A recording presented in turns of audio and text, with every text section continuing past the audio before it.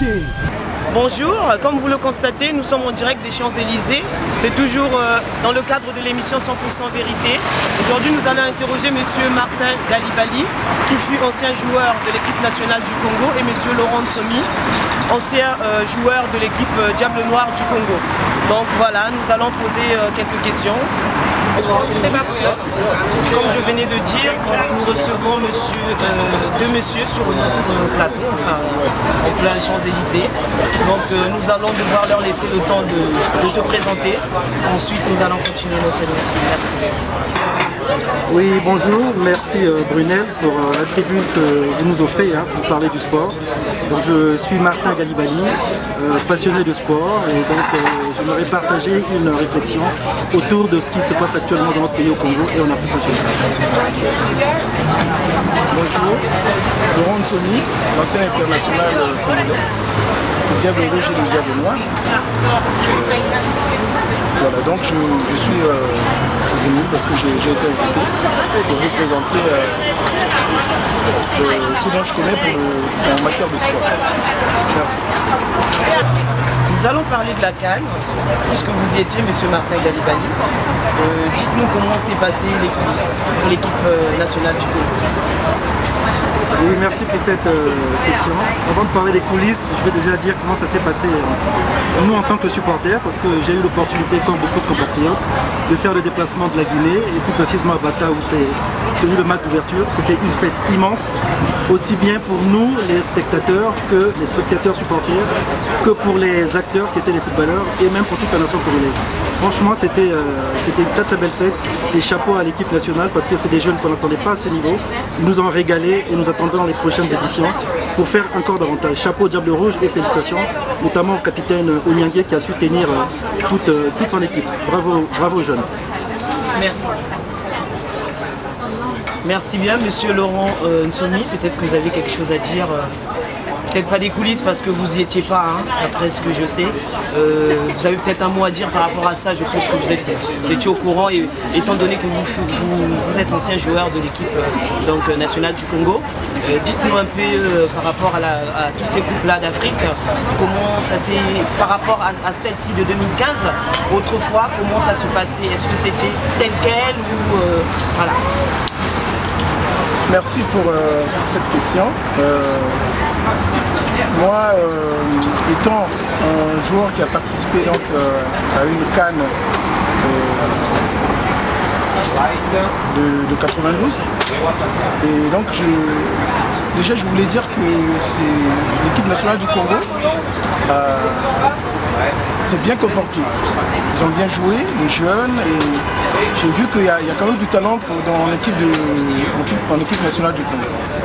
Alors ce que je voulais dire en tant qu'ancien international, que ce n'est toujours pas facile, peut-être que Martin, lui qui était dans les coulisses, parce qu'il y a plein d'autres choses avant d'arriver sur le terrain. Donc il y a aussi un problème de morale, il y a aussi un problème de mentalité. Donc voilà, mais en gros, je dirais que l'équipe nationale du Congo s'est bien comportée parce que moi-même, je m'étais arrêté en coupe en CAN en quart de finale. Donc je pense que c'était une bonne chose, et pour l'avenir, l'équipe nationale du Congo. Merci.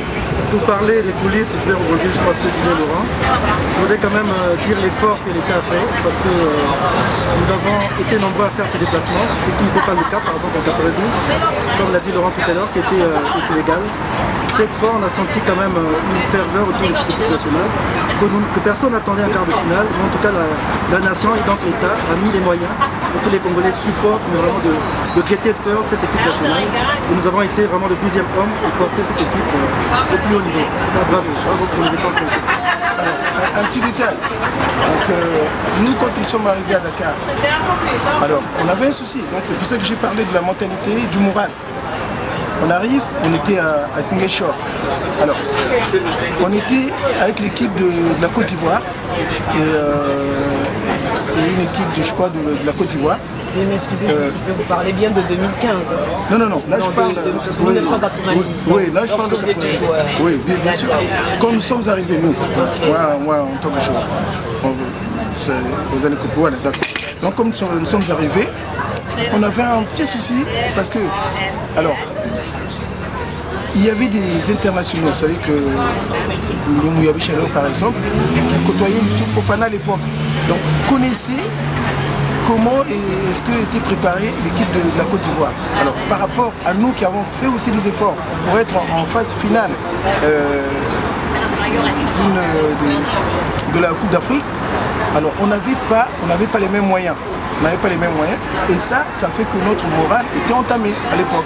Alors là, Martin me dit que cette équipe, l'État a mis des moyens, donc je pense que c'était en mesure quand même de faire une bonne CAN.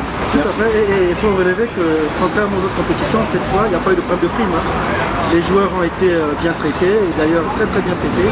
Et ça explique aussi une part importante de l'apport de l'État pour aussi mettre les joueurs dans les meilleures dispositions possibles. Et donc les résultats, rien ne s'improvise dans les résultats. Il y a un effort qui a été fait à ce niveau, et donc ça se répercute forcément sur le terrain.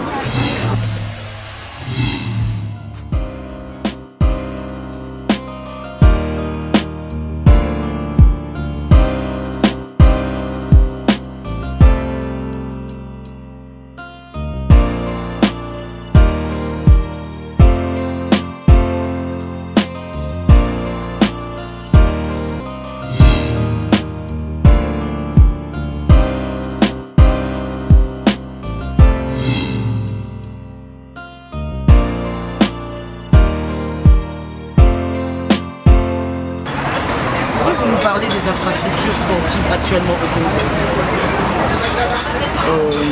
Les infrastructures du Congo, alors par expérience, vu que j'y suis allé les 3 années qui se suivent, donc j'ai pu voir qu'avec la municipalisation, ils ont pu construire un stade à Kinkala, un autre stade je crois au Wando, un autre stade aussi à Djambala je pense.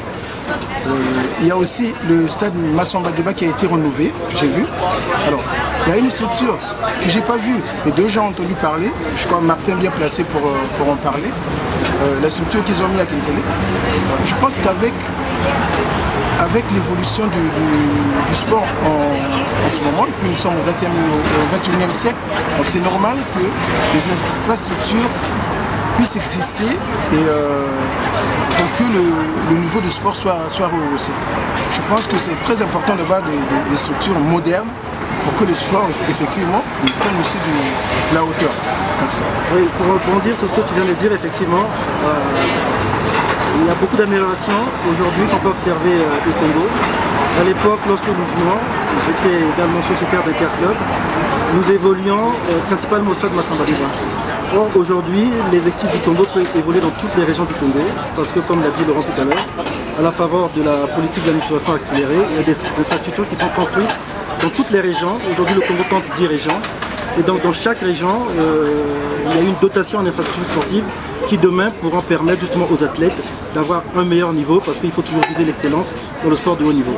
En tout cas, chaque année, nous observons une nette amélioration. Et à la faveur des Jeux africains, je pense que Brunel va nous poser la question à ce sujet tout à l'heure. Dans le district de Digné, à Kinkele plus précisément, il y a un méga projet, mais nous aurons l'occasion d'en parler tout à l'heure.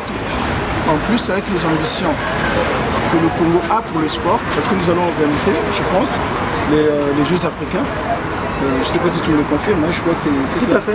Donc voilà, si par rapport à ces ambitions-là, nous sommes obligés d'avoir des infrastructures sportives modernes. Non, mais encore que les Jeux africains, c'est des jeux multidisciplinaires.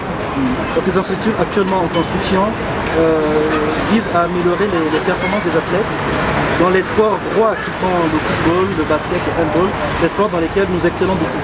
Mais après, il y aura des disciplines multidisciplinaires par rapport aux Jeux africains tout à fait.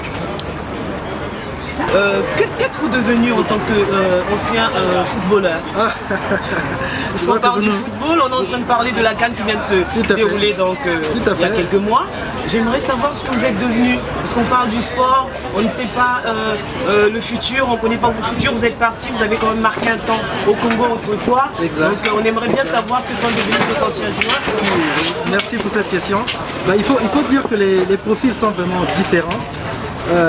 Parce que nous n'avons pas tous quitté le Congo pour venir ici en Europe et pratiquer du sport. Il y en a qui l'ont fait, mais très peu ont réussi parce que souvent ils sont venus entre guillemets par aventure, c'est pas une critique. Et idéalement, ce serait bien que les gens viennent sous forme de contrat. Ça a été par aventure. Et par aventure, c'est souvent parce qu'on a un parent qui est en Europe, bon, on essaie de se trouver les moyens pour arriver en France, puis on essaie d'évoluer dans un championnat. Parce que peut-être qu'ils n'avaient pas les moyens, vous leur avez pas offert les moyens nécessaires pour évoluer ou pour... Non, c'est déjà au niveau des structures au Congo, on n'a pas beaucoup de partenariats. La Fédération congolaise de football, par exemple, bon, je parle de l'époque, hein, on n'avait pas beaucoup de partenariats avec les fédérations occidentales. Il y a eu quelques exceptions comme les anciens Ndomba Géomètre, Bakekolo Pépin, qui sont venus, parce qu'il y a des clubs qui ont signé des contrats, qui sont venus les prendre au Congo, qui les ont menés. Ça, c'est l'idéal. Mais dans plus de 90% des cas, beaucoup de jeunes joueurs talentueux sont venus pour des raisons souvent hors sport, et beaucoup ont échoué justement pour ces raisons-là. Maintenant, puisque vous nous posez la question à nous, et nous évoluons, moi en tout cas j'évolue dans une société privée. Donc en marge de ces activités personnelles et professionnelles, j'essaie d'investir un peu plus de mon temps pour apporter justement aux nouvelles générations ce que nous n'avons pas pu faire au niveau du sport, afin que ces jeunes-là qui arrivent, que nous puissions les orienter auprès des structures académiques sportives, afin qu'ils réussissent. Donc vous êtes resté dans le sport. Ah, tout à fait, tout à fait. C'est super. Y a-t-il des anciens joueurs qui sont devenus entraîneurs par exemple?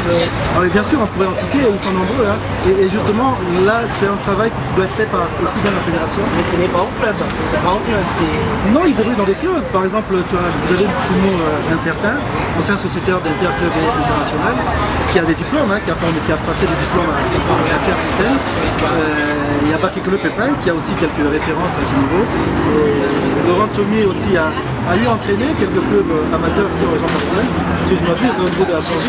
Me concernant, donc là on parle de la reconversion. Voilà. Alors heureusement que nous ne sommes pas comme les oiseaux qui à travers toutes ces générations ont construit le nid de la même façon. Donc, après il y a des circonstances, il y a plein de choses qui rentrent en ligne de compte. Moi me concernant, j'ai passé les diplômes, donc initiateur 1, 2, il me reste à passer le BE1 pour entraîner à un certain niveau. Mais comme c'est pas toujours facile, vous savez, hein, c'est des réseaux. Donc même quand Martin tout à l'heure parlait de l'arrivée des Congolais en France, vous avez beau avoir votre talent, mais sauf qu'il faut rentrer dans un réseau pour que vous ayez un club. Donc le talent seul ne suffit pas. Non, parce qu'on a tous, sachant qu'on a tous nos talents. Hein. Tout le monde a son talent, mais il faut le développer en fait. Voilà. Mais le problème c'est qu'il faut trouver. Moi par exemple, quand je suis arrivé, alors c'est une histoire que je raconte pas souvent. Voilà, comme vous êtes dans le cadre de la vérité, mais je vais vous le dire. Quand je suis arrivé, moi, j'ai trouvé quelqu'un, une personne qui a vu mon CV et qui s'est intéressé à moi. Et donc ici en Europe? Oui, ici en Europe. Vous résidez actuellement en Europe? Oui, exactement. Et donc, il m'a dit, je vais te trouver un club. Alors, ils m'ont emmené faire des tests. Alors, quand j'ai fait un test, à l'époque c'était à Aubervilliers, je crois que j'étais en D2. Dans le cadre du football? Du football, bien sûr. Et puis, l'entraîneur, il m'avait apprécié. Et sauf que lui, c'était pas un manager, hein. Enfin, c'est une personne qu'on m'avait présentée, donc qui était dans le milieu du sport. Et puis, donc, voilà, il m'a dit que je vais t'emmener, donc je vais te trouver un club, tu vas faire un test, et si ça marche, donc c'est tant mieux pour toi. Et finalement, chose faite. Mais malheureusement, l'entraîneur, quand je suis reparti, l'entraîneur me dira que j'ai coûté cher. Donc je ne sais même pas combien il avait demandé, je ne saurais jamais parce que la personne, je ne l'ai plus revue. Et donc, je suis allé négocier. Vous voyez, alors, je suis allé négocier parce qu'à l'époque, je n'avais plus mon visa. Donc déjà, ça me permettrait, ça allait me permettre d'avoir mon titre de séjour et tout ça. Donc après, c'était compliqué. Je pense que c'était par rapport à tout ça, le visa. Voilà, donc c'est là où il dira que vous lui avez coûté cher. Et puis donc, finalement, je suis reparti dans un club. Alors, où j'étais reçu, mais sauf que c'était pas mon niveau, mais ils se sont occupés de moi. Donc ce club-là m'a permis donc voilà, l'hébergement, c'était payé, tout ça, me donnait. Et ça m'a permis de passer mes diplômes. Et j'ai aussi donc entraîné dans comment on appelle ça, le truc des jeunes, la structure des jeunes, voilà, l'école de football de l'Île Rose. Donc ça m'a permis d'évoluer, mais jusqu'à un moment donné, parce qu'il y a un temps pour tout. Hein.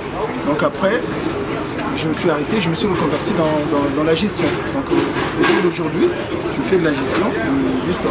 Voilà. Et pourquoi ne pas faire bénéficier cette aventure, en fait, cette connaissance que vous avez acquise en arrivant en Europe aux jeunes Congolais? Parce que c'est vrai que quand on arrive au Congo, dans les bidonvilles, on voit des jeunes, ils jouent pieds nus, hein, mais ils se sentent très bien aujourd'hui. Ici en Europe, tout le monde a l'équipement, les bottines, tout ça, les crampons comme on dit.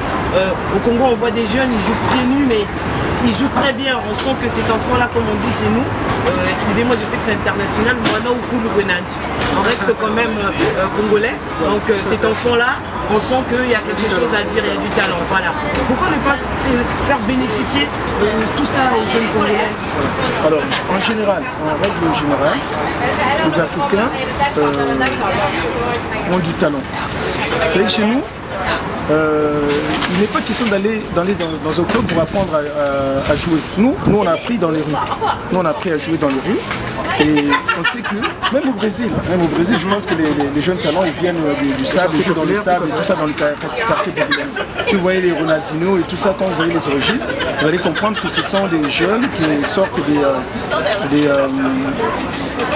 villes difficiles ou des quartiers difficiles, mais qui émergent parce qu'ils ont leur talent, que leur talent. Vous voyez? Mais nous on veut bien partager effectivement nos connaissances, mais ça ne suffit pas. Il y a plein de choses qui rentrent en ligne de compte.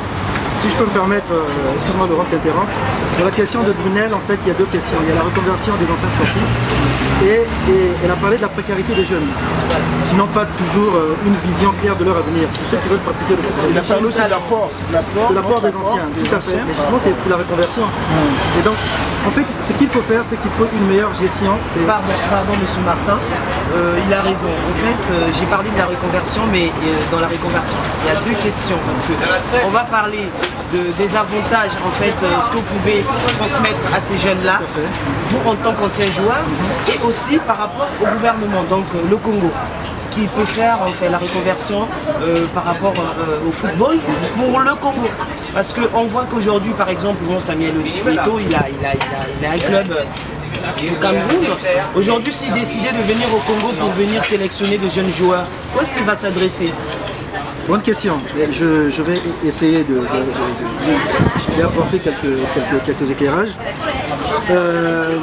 Les clubs aujourd'hui au Congo-Brazzaville notamment, c'est aussi peut-être la même réalité dans d'autres pays africains, ne sont pas bien structurés. Qu'est-ce que j'entends par bien structurés? Beaucoup n'ont pas de budget. Beaucoup ne font pas de formation. Donc quand on parle du championnat d'élite au Congo par exemple, on ne voit que la première division. Et malheureusement, beaucoup de jeunes talents se dispersent parce que, en dehors de l'AC Léopard et de Diable Noir, quelques clubs références, la plupart des autres clubs, on ne sait pas trop comment ils évoluent parce qu'il n'y a pas de budget, beaucoup n'ont pas de siège et il y a beaucoup de dispersion parce qu'il n'y a pas de formation des jeunes. On ne connaît que la catégorie senior, mais les catégories en dessous, on ne les connaît pas. Donc il y a un problème de formation à la base qui se pose. Et donc pour répondre à votre question de départ tout à l'heure, tous ces jeunes qui sont dans nos quartiers populaires n'ont pas où s'exprimer. D'autant plus que même dans les établissements scolaires, à l'époque il y avait les Jeux de l'ONSU qui étaient organisés. Moi qui vous parle, par exemple, j'ai intégré l'équipe nationale catégorie cadet grâce aux Jeux de l'ONSU qui nous ont conduit ensuite en catégorie U15 à la Coupe du Monde en Chine en 1965. Mais les Jeux de l'ONSU aujourd'hui n'existent plus, donc il n'y a plus de championnat populaire au niveau interacadémique. Donc là, que fait le gouvernement pour ça? Mais que fait le gouvernement? C'est une bonne question puisque votre émission permet justement de poser cette question. Et elle reste ouverte. Mais nous, en tant qu'anciens sportifs, nous allons leur poser également cette question. Nous aimerions apporter notre contribution, le chemin à suivre. Et donc, l'idée c'est de repartir vers les instances sportives nationales, que ce soit la fédération ou le ministère des Sports, pour leur apporter notre contribution. Il y a quelques années, nous avions mis en place ici une association des anciens sportifs congolais. Le ministre de l'époque, le monsieur Mbani, nous avait invités au Congo pour justement apporter notre réflexion par rapport à l'amélioration que nous pouvions donner aux jeunes talents. Et voilà, il y a un travail qui se fait. Les jeunes talents, excusez-moi encore de vous interrompre. Que faites-vous en fait au niveau des formations? Qu'avez-vous pour projet pour les jeunes talents? Est-ce que vous offrez des formations à ces jeunes qui ne savent pas où aller? C'est pas que nous offrons des formations. Comme je l'ai dit tout à l'heure, nous évoluons dans des domaines différents. Nous n'évoluons plus tout à fait dans le sport, nous sommes dans des activités personnelles, parfois privées. Et nous consacrons beaucoup de notre temps aussi à porter notre contribution pour améliorer le sport au Congo. Non, mais là aussi... Les jeunes talents au Congo, excuse-moi Laurent, n'ont pas beaucoup d'espace pour s'exprimer parce que justement les clubs n'ont pas une politique de formation des jeunes. Par contre, il y a beaucoup de jeunes binationaux qui évoluent à l'étranger et c'est notamment le cas ici en France. Beaucoup de nos enfants sont dans les centres de formation de football. Il y a là un potentiel énorme dans lequel la fédération, le ministère des Sports peut porter comme politique afin d'améliorer justement ces jeunes binationaux qui viennent des clubs de formation professionnelle en Europe pour les intéresser à l'équipe nationale pour améliorer justement les performances de l'équipe nationale.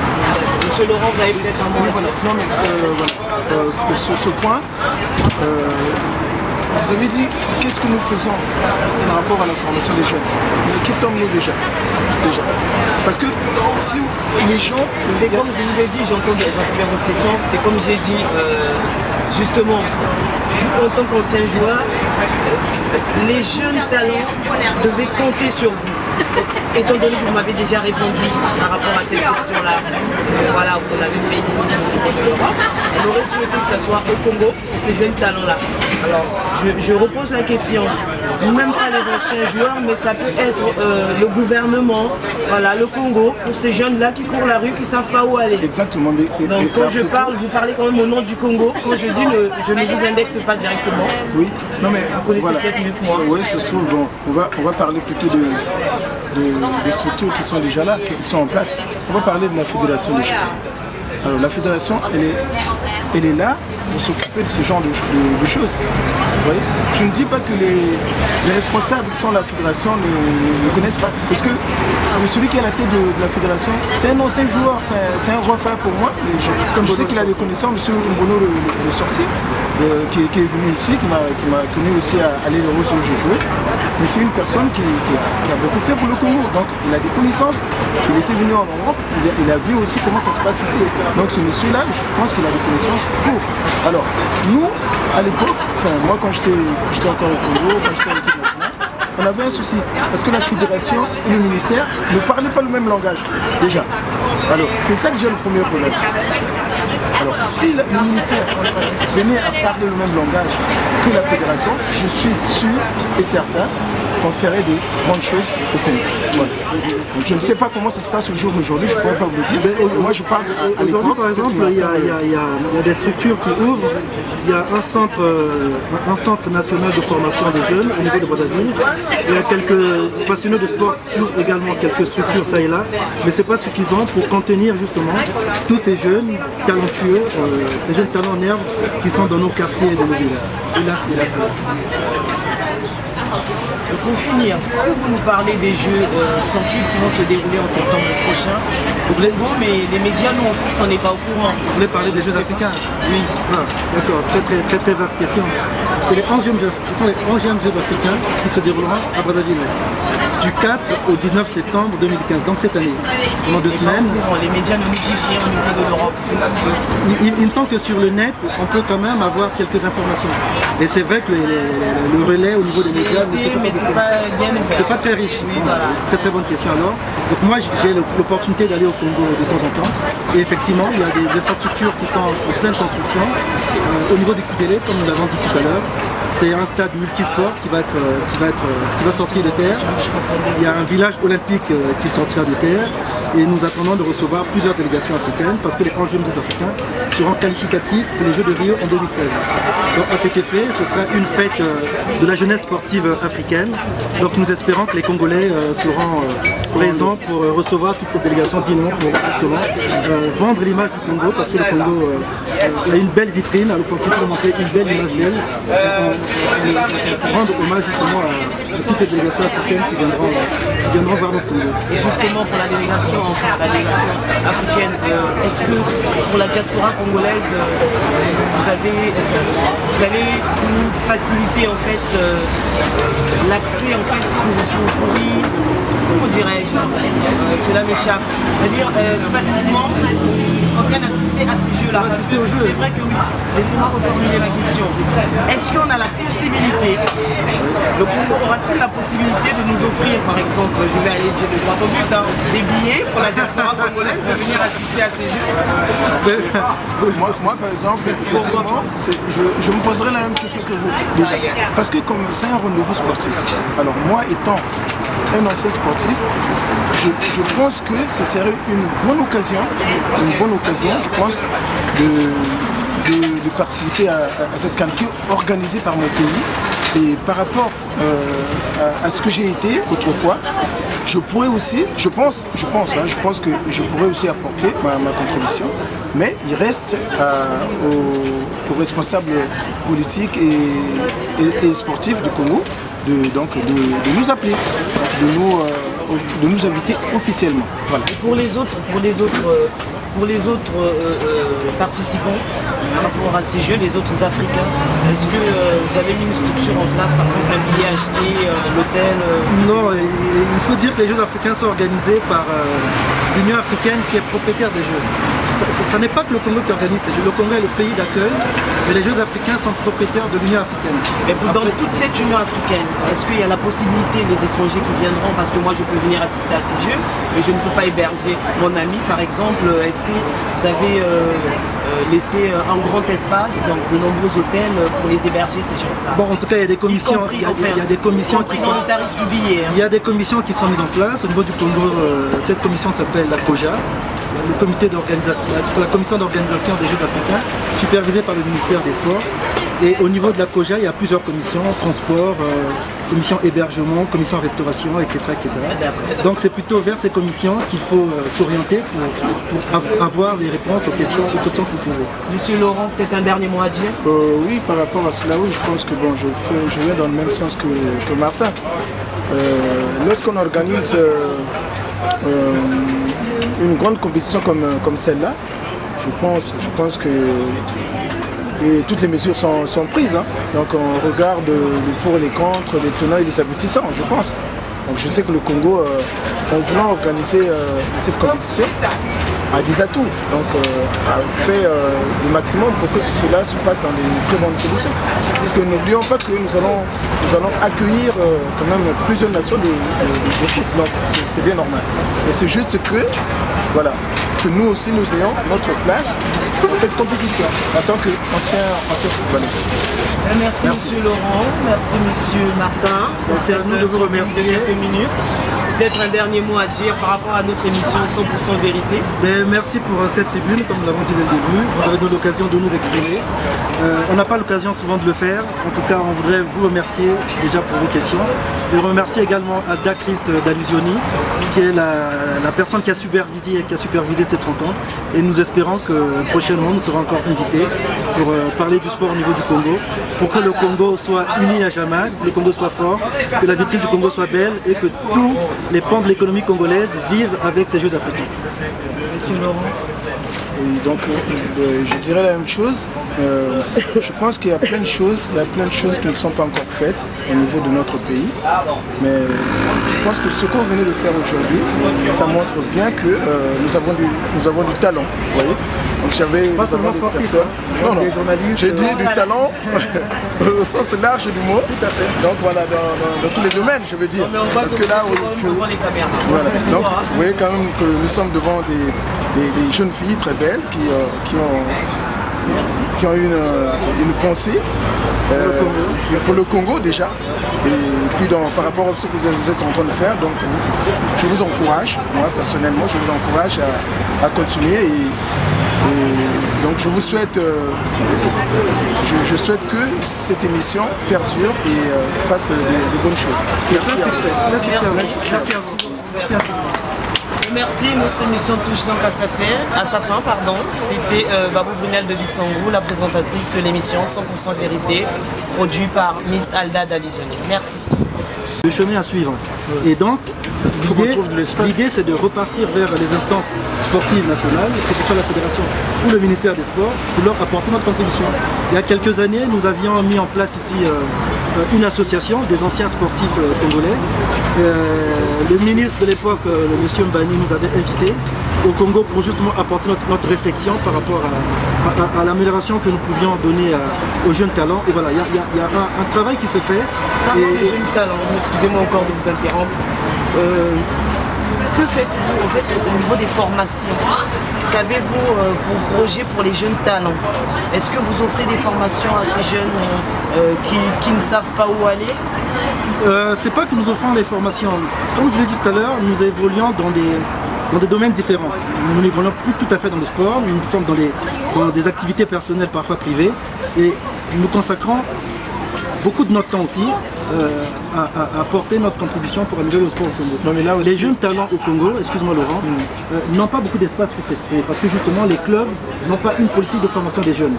Par contre, il y a beaucoup de jeunes binationaux qui évoluent à l'étranger et c'est notamment le cas ici en France. Beaucoup de nos enfants sont dans les centres de formation de football. Il y a là un potentiel énorme dans lequel la fédération, le ministère des Sports peut porter comme politique afin d'améliorer justement ces jeunes binationaux qui viennent les clubs de formation professionnelle en Europe pour les intéresser à l'équipe nationale pour améliorer justement les performances de l'équipe nationale. Monsieur Laurent, vous avez peut-être un mot. Voilà. Non mais voilà. Sur ce point, vous avez dit qu'est-ce que nous faisons par rapport à la formation des jeunes. Mais qui sommes-nous déjà? Parce que si les gens... C'est comme je vous ai dit, j'entends bien votre question, c'est comme j'ai dit, justement, vous en tant qu'ancien joueur, les jeunes talents devaient compter sur vous. Étant donné que vous m'avez déjà répondu par rapport à cette question-là, voilà, vous l'avez fait ici au niveau de l'Europe, on aurait souhaité que ça soit au Congo pour ces jeunes talents-là. Alors, je repose la question, même pas les anciens joueurs, mais ça peut être le gouvernement, voilà, le Congo, pour ces jeunes-là qui courent la rue, qui ne savent pas où aller. Exactement. Donc quand je parle, vous parlez quand même au nom du Congo. Quand je dis je ne vous indexe pas directement. Oui, non mais vous connaissez peut-être mieux que moi. Oui, ça se trouve, bon, on va parler plutôt des structures qui sont déjà là, qui sont en place. On va parler de la fédération des sports. Alors la fédération, elle est là pour s'occuper de ce genre de choses. Vous voyez, je ne dis pas que les responsables qui sont à la fédération ne connaissent pas. Parce que celui qui est à la tête de la fédération, c'est un ancien joueur, c'est un refait pour moi. Je sais qu'il a des connaissances, M. Bruno le sorcier, qui est venu ici, qui m'a connu aussi à aller le Rose où je jouais. Mais c'est une personne qui a beaucoup fait pour le Congo. Donc il a des connaissances, il était venu en Europe, il a vu aussi comment ça se passe ici. Donc ce monsieur-là, je pense qu'il a des connaissances pour. Alors, nous, à l'époque, enfin moi quand j'étais encore au Congo, quand j'étais en équipe nationale, on avait un souci. Parce que la fédération et le ministère ne parlaient pas le même langage, déjà. Alors, c'est ça déjà le premier problème. Alors, si le ministère venait à parler le même langage que la fédération, je suis sûr et certain qu'on ferait de grandes choses au Congo. Voilà. Donc, je ne sais pas comment ça se passe au jour d'aujourd'hui, je ne pourrais pas vous le dire. Moi, je parle à l'époque. Aujourd'hui, par exemple, il y a des structures qui ouvrent.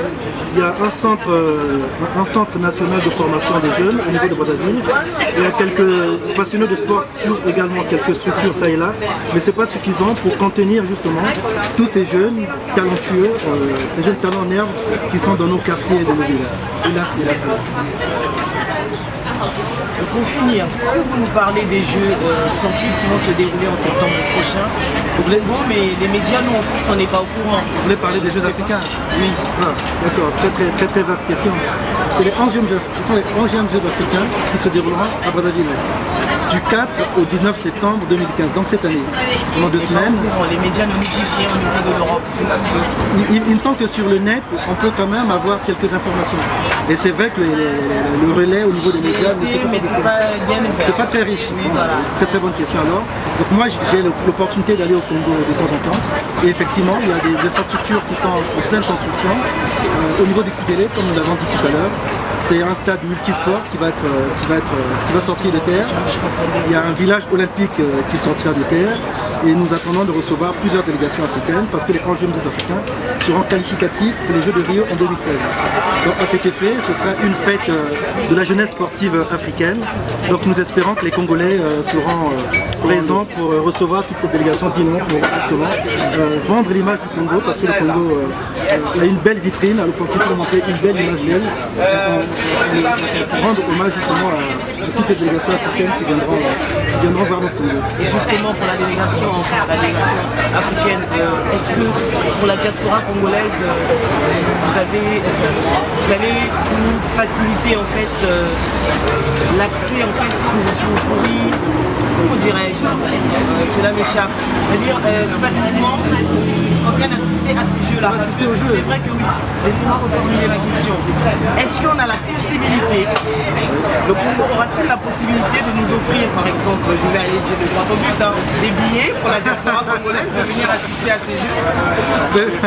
Moi, par exemple, effectivement, je me poserai la même question que vous déjà. Parce que comme c'est un rendez-vous sportif, alors moi étant un ancien sportif, je pense que ce serait une bonne occasion, je pense, de participer à cette qualité organisée par mon pays.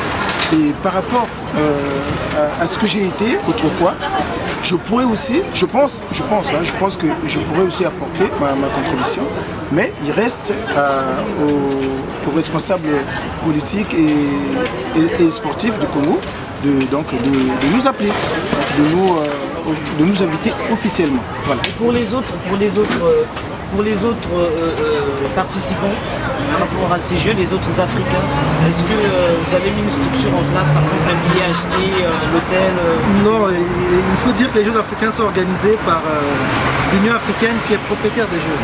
Ça n'est pas que le Congo qui organise ces Jeux. Le Congo est le pays d'accueil, mais les Jeux africains sont propriétaires de l'Union africaine.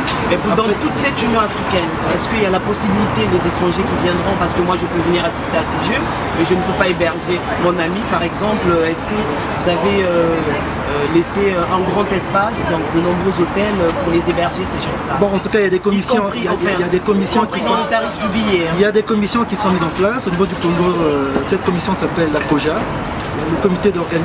la commission d'organisation des Jeux africains, supervisée par le ministère des Sports. Et au niveau de la COJA, il y a plusieurs commissions, transport, commission hébergement, commission restauration, etc. Donc c'est plutôt vers ces commissions qu'il faut s'orienter pour avoir les réponses aux questions que vous posez. Monsieur Laurent, peut-être un dernier mot à dire? Oui, par rapport à cela, oui, je pense que bon, je vais dans le même sens que Martin. Lorsqu'on organise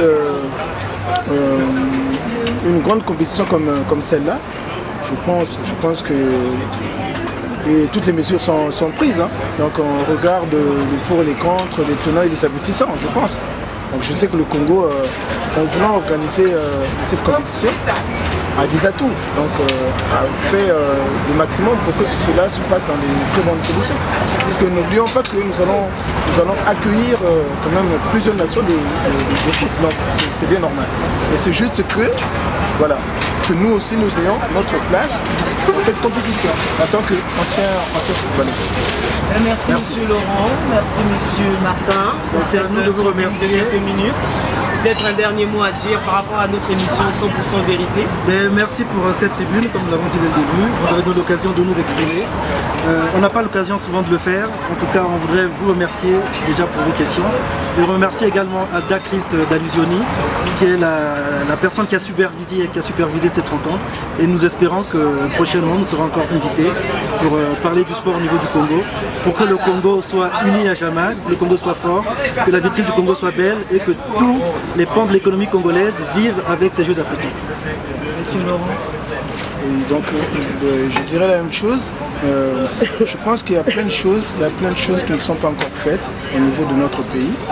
Mais je pense que ce qu'on venait de faire aujourd'hui, ça montre bien que nous avons du talent. Vous voyez. Donc j'avais pas seulement sportif, non, des journalistes. J'ai dit du talent au sens large du mot. Tout à fait. Donc voilà, dans tous les domaines, je veux dire. Parce que là, on voit les caméras. Voilà. Donc vous voyez quand même que nous sommes devant des jeunes filles très belles qui ont une pensée pour le Congo déjà. Et puis par rapport à ce que vous êtes en train de faire, donc je vous encourage, moi personnellement, je vous encourage à continuer et donc je vous souhaite, je souhaite que cette émission perdure et fasse des bonnes choses. Merci à vous. Merci à vous. Merci, notre émission touche donc à sa fin. C'était Babou Brunel de Bissangou, la présentatrice de l'émission 100% Vérité, produite par Miss Alda Dalizoni. Merci. Merci. La vérité, rien que la vérité. L'heure de vérité est arrivée.